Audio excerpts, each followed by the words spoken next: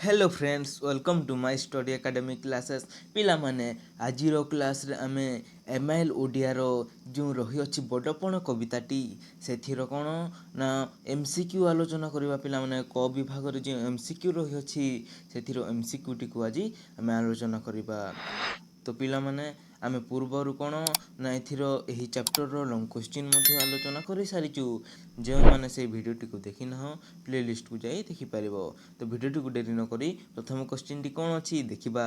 ठीक अछि देखंतु पिला माने 1 नंबर प्रश्न कोन रही अछि केसरी ओरसे तुम्बे सिना श्वान ଏହା କାହାକୁ କୁହାଯାଇଛି କାହାକୁ କୁହାଯାଇଛି ପିଲାମାନେ କେଶରୀ ଅର୍ଥାତ୍ ସିଂହ ସିଂହର ଔରସରୁ ସିଂହମାନଙ୍କର ଔରସରୁ ଜନ୍ମ ନେଇଥିଲେ ମଧ୍ୟ ତୁମେ କ'ଣ ନା ଗୋଟିଏ ଗୋଟିଏ ଶ୍ୱାନ ଏହା କାହାକୁ କୁହାଯାଇଛି ପିଲାମାନେ ଦେଖ ଦରବାରରେ ଯେଉଁ ଯୋଗ ଦେଇଥିବା ରାଜାମାନଙ୍କୁ କୁହାଯାଇଛି ଏହା ଠିକ୍ ଅଛି।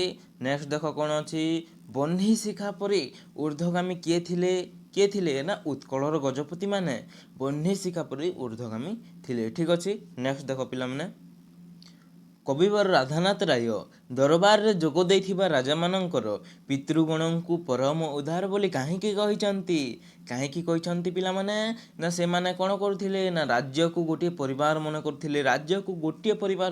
କରୁଥିଲେ ତେଣୁ କ'ଣ ନା ତେଣୁ ପରମ ଉଦାର ବୋଲି କୁହାଯାଇଛି। ଠିକ୍ ଅଛି 4 ନମ୍ବର ଦେଖ ପିଲାମାନେ କବିଙ୍କ ସମୟର ରାଜା ଓ ପ୍ରଜାଙ୍କ ସମ୍ପର୍କ କିପରି ଥିଲା ନା ବାଜପାରା ପରି ଥିଲା।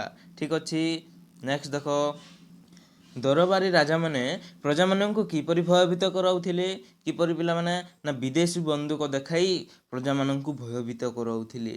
ଠିକ୍ ଅଛି ଦେଖନ୍ତୁ ପିଲାମାନେ ଆହୁରି କ'ଣ ପ୍ରଶ୍ନ ରହିଅଛି 6 ନମ୍ବର ଦେଖ ପିଲାମାନେ ଦରବାରରେ ଯୋଗ ଦେଇଥିବା ରାଜାମାନଙ୍କର ସର୍ବସ୍ୱ କ'ଣ ଥିଲା ଗୋଟିଏ ନା ଗନ୍ତାଘର ଥିଲା।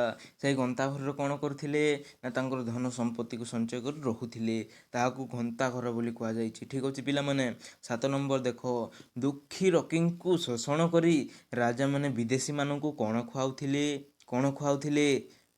କ'ଣ ନା କୁଟକୁଟ ଆଣ୍ଡ ଖୁଆଉଥିଲେ ପିଲାମାନେ କୁଟକୁଟ ଆଣ୍ଡ ଅର୍ଥାତ୍ କୁକୁଡ଼ା ଅଣ୍ଡା ବୋଲି ଏଠାରେ କୁହାଯାଇଛି। ଠିକ୍ ଅଛି ରାଜାମାନେ କିପରି ଭାବରେ ନିଜର ମାଲଖାନାକୁ ପୂର୍ଣ୍ଣ କରୁଥିଲେ ଜରିମାନା କରି ନିଜର ମାଲଖାନା ଯେଉଁ ରହିଥିଲା ତାହାକୁ ପୂର୍ଣ୍ଣ କରୁଥିଲେ।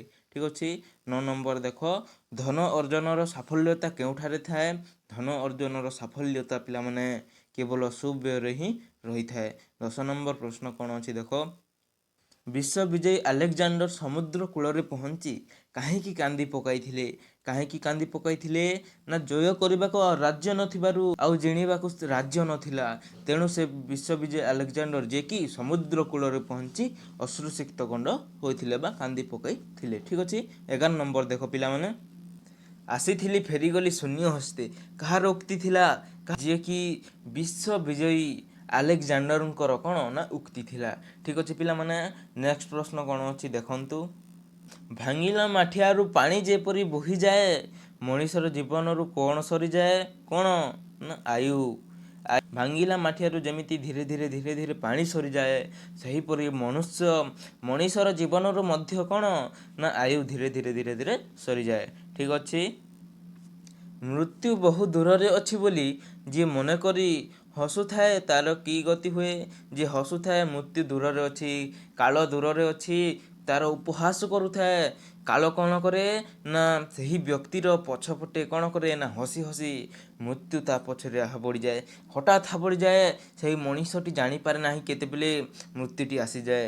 ଠିକ୍ ଅଛି ପିଲାମାନେ ଦେଖ 14 ନମ୍ବର ପ୍ରଶ୍ନରେ କ'ଣ ରହିଅଛି ଆୟୁ ବଢ଼ିଲେ ଜୀବନରେ ମାୟାର ପ୍ରଭାବ କିପରି ହୁଏ ବୋଲି କବି କହିଛନ୍ତି କିପରି ହୁଏ ନା ଛାୟା ପରି ବଢ଼ିଯାଏ। ଠିକ୍ ଅଛି 15 ନମ୍ବର ଦେଖନ୍ତୁ ପିଲାମାନେ କ'ଣ ରହିଅଛି ବିଧାତା ଧର୍ମ ରୂପକ ପଥ କାହିଁକି ଗଢ଼ିଛନ୍ତି କାହିଁକି ନା ଏହି ସଂସାର ବାରିଧିକୁ ଅତିକ୍ରମ କରିବା ପାଇଁ ଏହି ଧର୍ମ ରୂପକ ପଥ ଗଢ଼ିଛନ୍ତି। ତ ପିଲାମାନେ ଆଜିର ଭିଡ଼ିଓରେ ଆମେ ଅତି ସୁନ୍ଦର ଭାବରେ 15ଟି MCQ ଆଲୋଚନା କଲୁ।